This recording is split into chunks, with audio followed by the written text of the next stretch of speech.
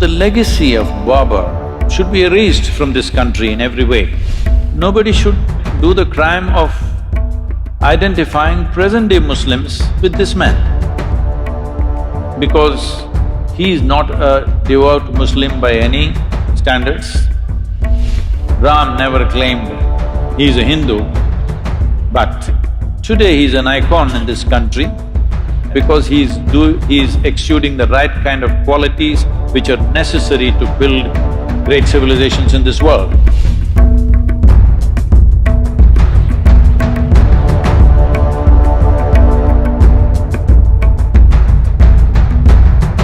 To give you some sense of what we are… two different dimensions of what it is and why we must be careful about what stand we take is, Ram is over 6,000 years ago.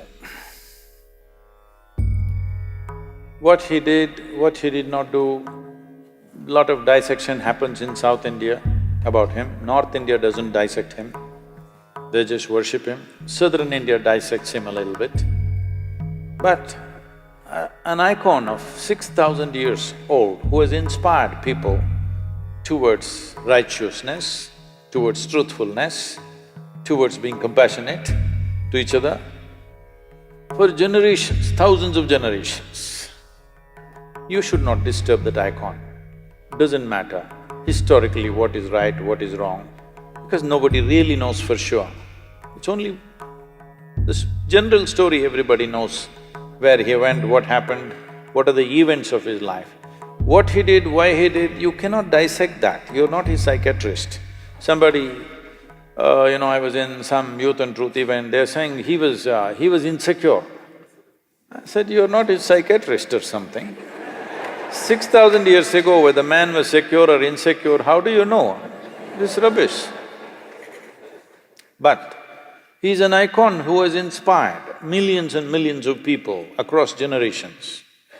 You should not disturb that because humanity needs those icons. You can take up Ram, you can take up Krishna, you can take up Jesus, you can take up Buddha and find faults with them and today tinker with them. See, he did this was not okay, that was not okay, he was racist, he was this, he was that. This is rubbish. This is all relevant to people who are here now. 6,000 years ago, you want to judge him now? No. He is serving humanity as an icon. That icon should not be disturbed. What is he an icon for? He's an icon of stability, not impetus action.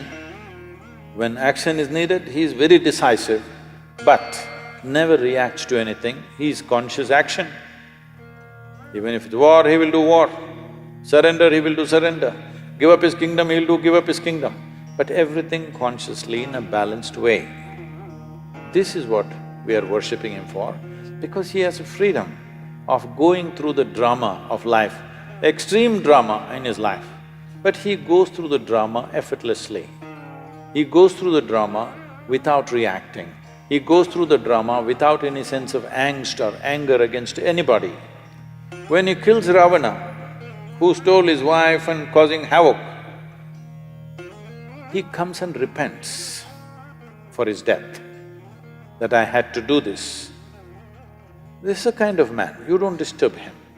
Well, at least that's a story, don't disturb the story. Geographically, was he born in Ayodya? Yes. Was he born in this point? Come on, do you know in which point you were born? Hello? Forget about a man 6,000 years ago, you're still living. Do you know exactly at which spot your mother delivered you? I'm asking, does anybody know? No, so it's a ridiculous argument. Now Babur. Babur is the third generation after Genghis Khan. This Mongol empire, Mongols, slowly the word Mongol became Mughal in India, it's Mongol. This Mongol empire expansion for a period of 90 years to 100 years killed over 40 million people. 40 million people. Of those times, it was nearly 10% of the world's population. Understand? 10% of the world's population, they killed not with a nuclear bomb, with swords, very energetic people. I'm saying it takes a lot of activity to kill 10% of the world's population, isn't it? Just with swords and spears. So wherever Genghis Khan went, he made a rule. All the males, wherever he conquered, all the males who were above the height of a cartwheel, those days the height of a cartwheel, which went with the armies, was always about 38 to 39 inches, about that much. Anybody who is above that height was killed. And then it is a practice of the Mongols to pile up all the severed heads into a big mountain. So the women were taken as slaves to service the soldiers, or they were sold in various markets across Middle East, Europe, everywhere they were sold. So they spread like this. After Genghis Khan came Taimur-Lung. Taimur-Lung bore Babur. Taimur-Lung came right up till Delhi, his empire. Then Babur came. Taimur-Lung is supposed to have killed 17 million people. In the cruelest possible way. What happened to the men is compassion. What happened to the women is another matter. I don't want to go into the descriptions. It is most terrible things happened to them. When Babur came, this is also the time of Guru Nanak. Guru Nanak, a very totally peaceful, non-reactive kind of human being, a realized being, said, "A messenger of death has come." And in Guru Nanak's own words, it is said, I'm paraphrasing,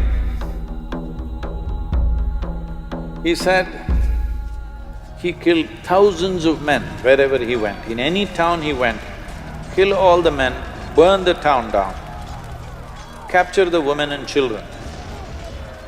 Women were brutally raped always in public, because it is not just a rape, it is a lesson for everybody.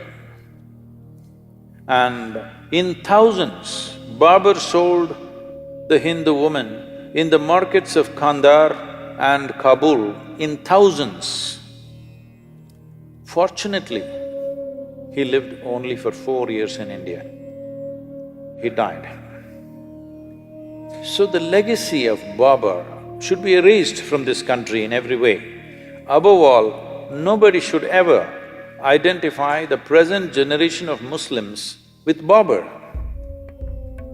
because the atrocities that he did not commit atrocity, he is an atrocity.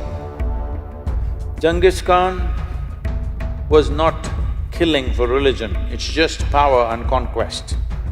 Taimur-Lung also largely conquest, slightly a religious tinge came, but Babur used the religious connotation very strongly, and it gave him more power to kill because he thought he was doing jihad. Many times he ransacked Muslim towns also, Muslim populations also he killed. So he used religion very conveniently, according to his convenience.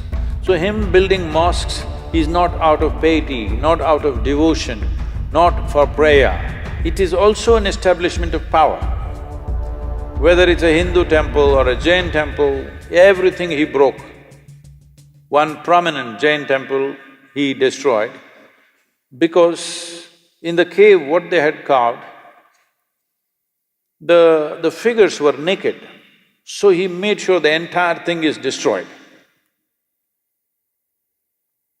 So this man and his legacy should be forgotten. Nobody should identify themselves with that, because that is not going to lead to a good future. And nobody should do the crime of identifying present-day Muslims with this man, because He is not a devout Muslim by any standards. He is not a devotee of any kind. He is a tyrant of the worst kind who very powerfully used the name of religion to impact wherever he went. It gave him a new level of authority which Genghis Khan did not have, because they did not use religion for conquest. So, these atrocities have happened. We should not forget these things. We must remember, but we should not be bitter about these things. We must remember to ensure such things don't happen once again anywhere in the world. But if we create bitterness out of history, then knowingly or unknowingly, we are prone to commit similar atrocities once again. We think a reaction is good. No, a reaction is not any better than dastardly action. It's the same thing. So, Babur's legacy must go. Ram, don't see him as a religious person because he never said, "I'm a Hindu." Hello? Did he ever say, "I'm a Hindu"? He represents this culture as an icon of stability, balance, peacefulness, justice. Wherever he went, he always looked at it, how to give justice to the people. In giving justice to the people that he administered, he put himself through extreme levels of suffering and hardship for himself. This is a man that you need. I want both the Hindus and the Muslims to remember, Ram never claimed he's a Hindu, but today he's an icon in this country. Everybody should look up to such an icon because he's exuding the right kind of qualities, not because he's a Hindu, not because he's this or that, because he's exuding the right kind of qualities which are necessary to build great civilizations in this world. And in many ways, the time of Rama became a kind of a fulcrum to build this civilization in the 6,000 years. This is why even during the freedom struggle, Mahatma Gandhi went on referring to Ramarajya, the best administered and a just, absolutely just state means Ramarajya. Even today, when we say Ramarajya, we mean to say a very just and fair state, not an exploitative state, not a tyrannical state. And that's what we want to make out of India, that it's a just and fair state to everybody who lives here, not a tyrannical state. So for that you need Ram.